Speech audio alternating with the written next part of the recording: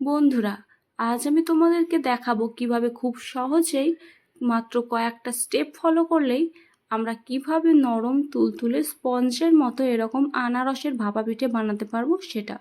তো চলো স্কিপ না করে প্রথম থেকে শেষ পর্যন্ত পুরো ভিডিওটা দেখতে থাকো। তবে তার আগে একটা ছোট্ট অনুরোধ, যেসব বন্ধুরা আমার চ্যানেলে নতুন তারা প্লিজ প্লিজ প্লিজ আমার চ্যানেলটা সাবস্ক্রাইব করে রেখো এরকম ধরনের আরও ভিডিও দেখার জন্য। পাশে থাকা বেল আইকনের অল নোটিফিকেশন অপশনটা অন করে রেখো, যাতে আমি যখনই কোনো নতুন ভিডিও আপলোড করব তার নোটিফিকেশন সবার আগে তোমার কাছে পৌঁছয়। আর হ্যাঁ বন্ধুরা, আমার চ্যানেলটা সাবস্ক্রাইব করার পর কমেন্ট বক্সে অবশ্যই তোমাদের নামটা লিখে যেও, আমি আমার পরবর্তী ভিডিওতে তোমাদের নাম পড়ে শোনাবো। Hello friends, welcome back to my channel cooking with রি দেবনাথ। আমরা যেহেতু আনারসের ভাপা পিঠা বানাবো, তাই আমাদের প্রধান উপকরণ হচ্ছে আনারস। তো দেখো, আমি এখানে একটা আনারস নিয়েছি, আর আনারসটা একদম হলুদ, মানে সম্পূর্ণ পাকা আনারস। তো তোমরাও চেষ্টা করবে এরকম ধরনের পাকা আনারস নেওয়া, তাহলে কি হবে, এর ফ্লেভারটা খুবই ভালো হবে। তো চলো, এই আনারসটাকে আমি খুব ভালোভাবে খোসা ছাড়িয়ে তারপর টুকরো টুকরো করে নিয়ে তোমাদের কাছে ফিরে আসছি।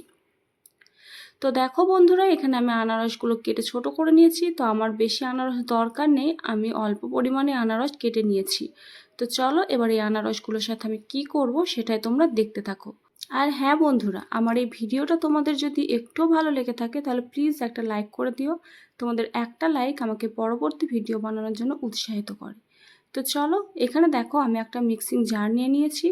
এই মিক্সিং জারের মধ্যে এবার আমি টুকরো করে রাখা আনারসগুলো দিয়ে দেব। তারপর ঢাকনা আটকে খুব ভালোভাবে এটাকে আমি ব্লেন্ড করে নেব। তো চলো, এটাকে ব্লেন্ড করে নিয়ে ফিরে আসছি। তো দেখো বন্ধুরা, আমি এটাকে ব্লেন্ড করে নিয়েছি, আর তোমাদেরকে দেখিয়েও দিচ্ছি এটা কত সুন্দর স্মুথ একটা পেস্টের মতন হয়ে গেছে। তো এবারে পেস্ট যেটা আমরা বানালাম, যে রসটা আমরা তৈরি করে নিলাম আনারসের, সেটাকে আমরা অন্য একটা পাত্রে ঢেলে নেব। তো চলো, এটাকে আমরা একটা অন্য পাত্রে ঢেলে নিচ্ছি। বন্ধুরা, তোমরা কি ধরনের ভিডিও দেখতে পছন্দ করো আমাকে কমেন্টে জানিও, আমি চেষ্টা করব তোমাদের পছন্দ অনুযায়ী ভিডিও আনার। তো দেখো, আমি এটাকে অন্য একটা পাত্রে ঢেলে নিয়েছি।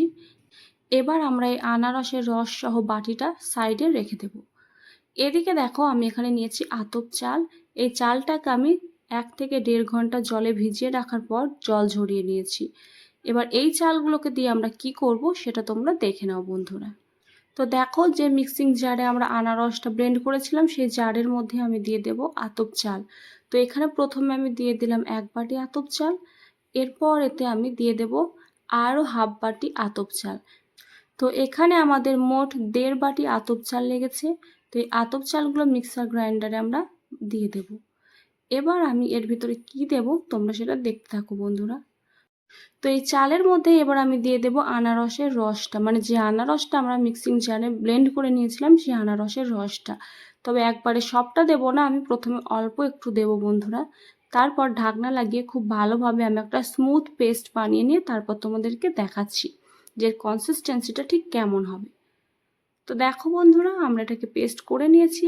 আর এটা পেস্ট করার সময় আমার আরও একটু আনারসের রসের প্রয়োজন ছিল, তাই সেখানে আমি আরেকটু রস ব্যবহার করেছি। বন্ধুরা, এর আগে আমি তোমাদের সাথে ইস্ট তৈরির ভিডিওটা শেয়ার করেছিলাম, সেটাতে তোমরা অনেক ভালোবাসা দিয়েছো। যেসব বন্ধুরা আমার ইস্ট তৈরির ভিডিওটা দেখোনি তার লিঙ্ক আমি উপরে আই বাটনে দিয়ে দেবো, অবশ্যই একবার দেখে নিও। তো দেখো বন্ধুরা, এখানে আমি একটা বাটিতে আমাদের চাল আর আনারসের যে পেস্টটা সেটা আমরা এর মধ্যে ঢেলে দিলাম। তো এবার এর মধ্যে আমি বেশ কিছু উপকরণ মেশাবো। কি সেই উপকরণগুলো সেগুলো জানার জন্য স্কিপ না করে সাথে থাকো বন্ধুরা। তো এখানে দেখো, আমি নিয়েছি সুজি, যে সুজি আমরা রেগুলার ব্যবহার করে থাকি হালুয়া বানানোর কাজে এবং অন্যান্য কাজে। সেই হালুয়া বানানোর সুজিটাকে আমরা এখানে ব্যবহার করব। তো চলো, এখানে আমি কতটুকু সুজি দেবো সেটা দেখে নাও। তো প্রথমে এখানে আমি একটা চামচ নিয়েছি, এবার এই চামচ মেপে এখানে দিয়ে দিলাম আমি 1 চামচ সুজি। তারপর আমি দিয়ে দেবো আরও 1 চামচ, মানে এখানে মোট 2 চামচ সুজি আমাদের লাগবে। তো সুজিটা আমরা এখানে দিয়ে দিলাম। এবার এখানে আমরা চামচ মেপে চিনি দেব। তো চিনি দিলাম, দেখো আমি এখানে 1 চামচ, 2 চামচ,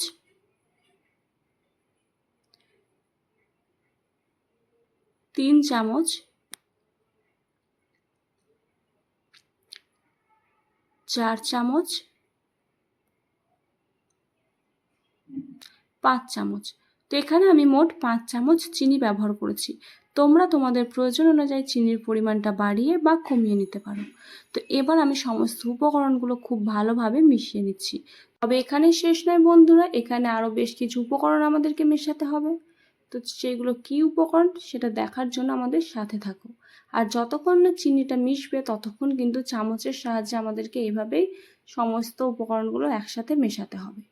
কিভাবে খুব সহজেই আমরা বাড়িতে কর্নফ্লাওয়ার বানাতে পারি তার ভিডিও আমার চ্যানেলে রয়েছে। যেসব বন্ধুরা এখনও পর্যন্ত সেই ভিডিওটা দেখোনি তার লিঙ্ক আমি উপরে আই বাটনে দিয়ে দেবো, অবশ্যই তোমরা একবার সেই ভিডিওটা চেক করে নিও।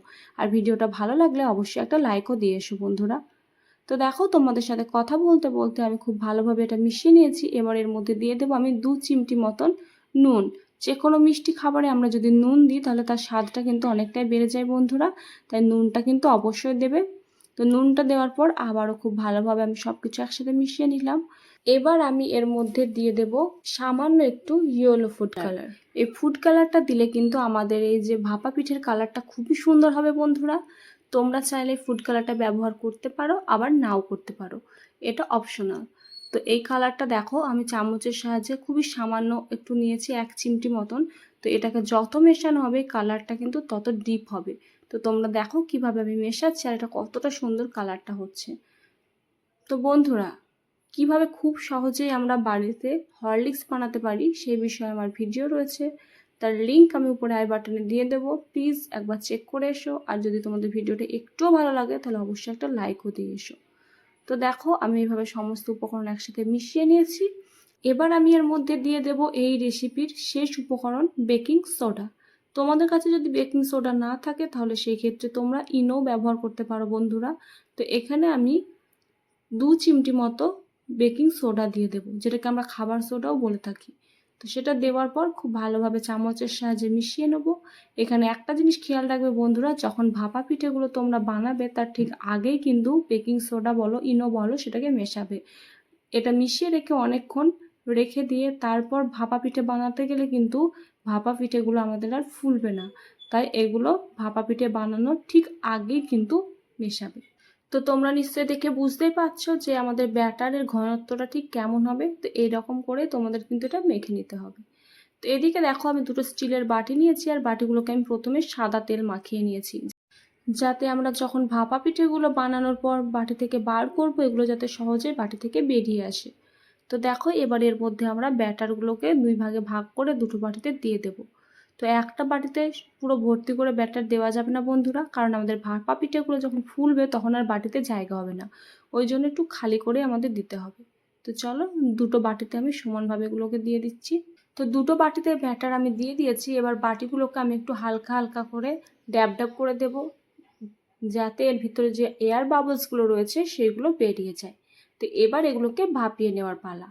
তো কড়াইতে দেখো আমি বেশ কিছুটা জল দিয়েছি আর এখানে একটা ছোট বাটি রেখেছি, সেই বাটিটাকেও ভর্তি করে জল দিয়েছি যাতে বাটিটা জলে ভেসে না বেড়ায়। তো তোমাদের কাছে যদি স্ট্যান্ড থাকে তোমরা এখানে স্ট্যান্ডও ব্যবহার করতে পারো। তো এবার আমি এর মধ্যে দিয়ে দেব একটা স্টিলের থালা।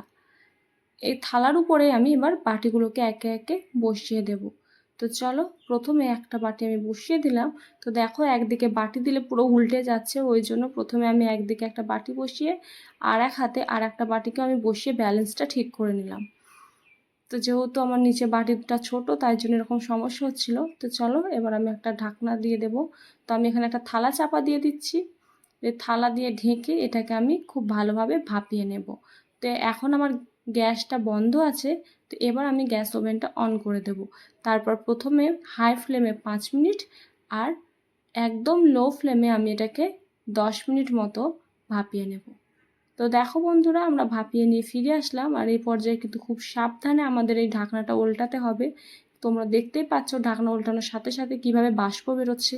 এই বাষ্পটা যদি হাতে লাগে তাহলে একটা ছাঁকা খাওয়ার ভয় থেকেই যায় বন্ধুরা, তাই খুবই সাবধানে এই কাজটা আমাদেরকে করতে হবে। তো দেখো আমি ঢাকনাটা উল্টে নিয়েছি আর আমাদের যে ভাপা পিঠেগুলো অনেকটাই ফুলে গেছে। তো একবার আমরা চেক করে নেব যেটা ভিতর থেকে কাঁচা আছে কিনা। তার জন্য এখানে আমি একটা ছুরি নিয়েছি, ছুরিটাকে আমরা ভাপা পিঠের ভিতরে ভরে দেব। এবার দেখো এটা বার করলাম সম্পূর্ণ ক্লিন।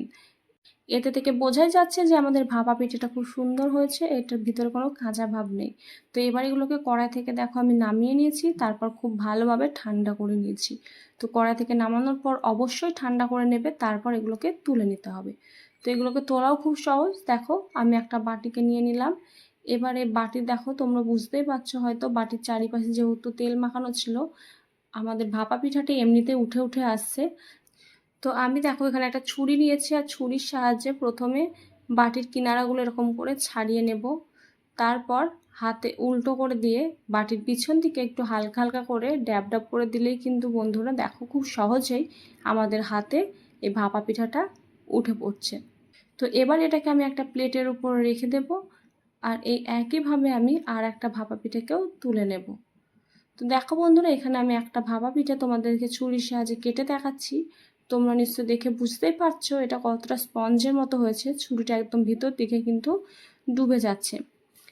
এবার তোমাদেরকে আমি দেখো হাত দিয়ে চাপ দিয়েও দেখাচ্ছি, দেখো আলতো করে চাপ দিলে কত সুন্দর এটা স্পঞ্জের মতন বসে যাচ্ছে, এবং ভিতরটাও দেখো কত সুন্দর জালি জালি হয়েছে।